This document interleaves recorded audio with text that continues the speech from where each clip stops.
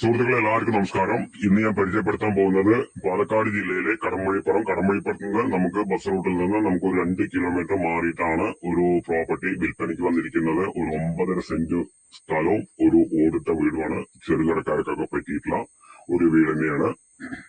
9.5 saint സ്ഥലം, ഒരു വീടും. പിന്നെ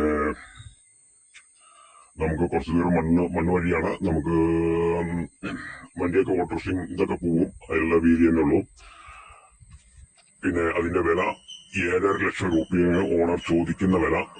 ഓണറായിട്ട് നമുക്ക് നേരിട്ടിരുന്ന് സംസാരിക്കാം. നെഗോഷ്യബിൾ ആണ്.